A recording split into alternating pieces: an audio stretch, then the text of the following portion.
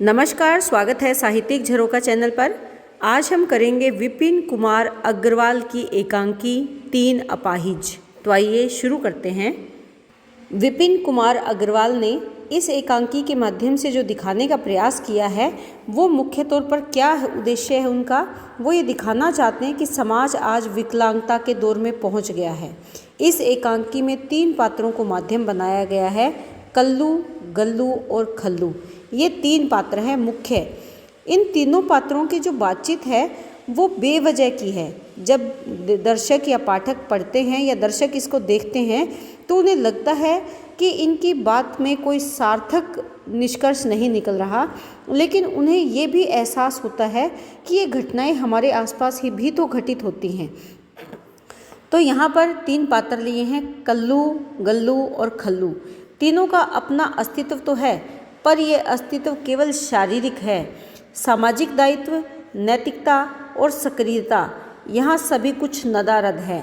ये पात्र ना तो समाज में अपने दायित्व को पहचानते हैं, ना ही इनमें नैतिकता है और ना ही घटनाओं के प्रति या जीवन के प्रति सक्रियता का भाव इन पात्रों में देखा जा सकता है।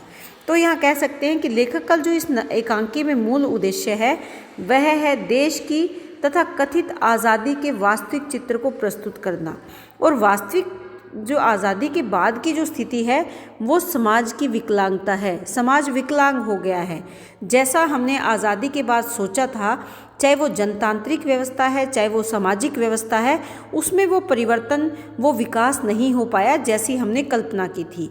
लेखक को लगता है कि आज की जनतांत्रिक व्यवस्था तमाम विसंगतियों के चलते मुंह चिढ़ा रही है। यानी जो जनतांत्रिक व्यवस्था है उसमें अनेक बुराइयां हैं, अनेक विसंगतियां हैं।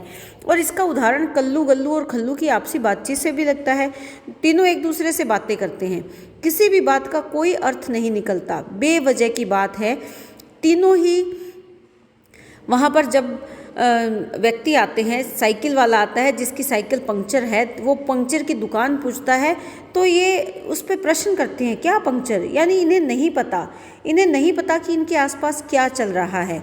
इसी प्रकार वहाँ डुगडुगी वाला एक व्यक्ति जो आता है, वो जब बीड़ी पीता है और माचिस मांगता है तो इनके पास माचिस नहीं है, लेकिन ये उसकी बीड़ी झपटना चाहते हैं और इस तरह से रिएक्ट करते हैं या इस तरह से अपने भाव अभिव्यक्त करते हैं कि जिससे पता चलता है कि समाज में इनका कोई योगदान नहीं है।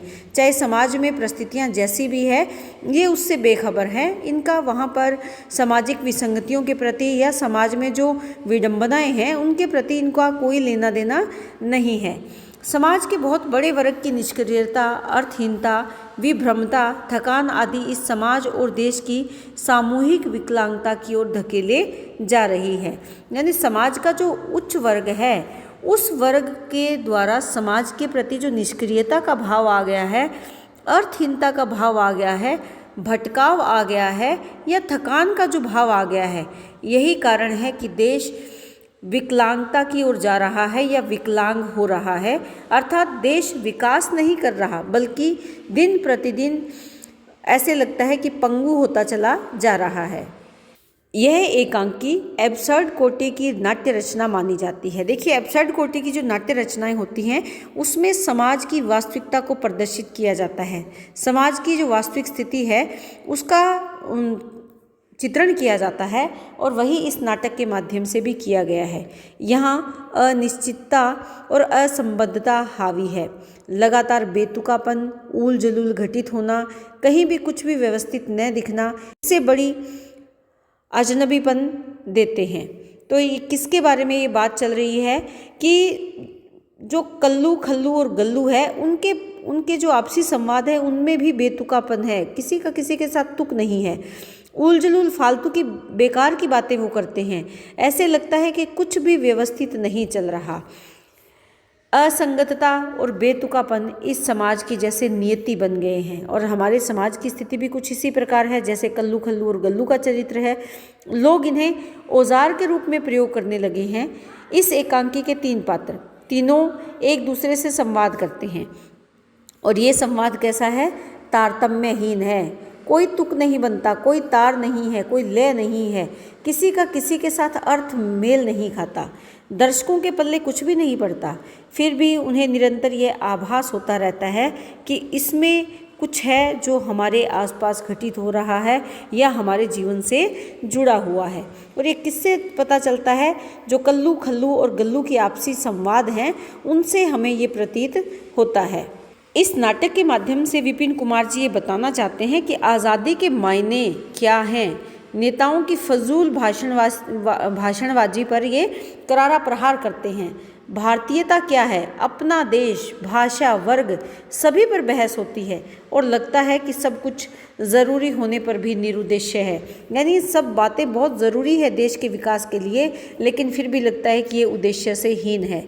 वस्तुतः लेखक ये दिखाना चाहता है कि आधुनिक होने की प्रक्रिया में समाज अपना मानवीय स्वरूप भूल रहा है, अर्थात जो मानवता का भाव है वो समाप्त हो रहा है।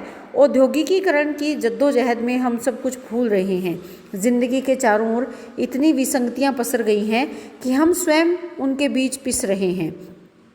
इस प्रकार देश की थकान, निष्क्रियता, निरुद्देश्यता तथा जिम्मेदारी से भागने के रूप में दिखाना ही लेखक का मूल उद्देश्य यहाँ पर रहा है। और इस उद्देश्य की पूर्ति 3 पात्रों के माध्यम से की गई है, जो कल्लू खल्लू और गल्लू है।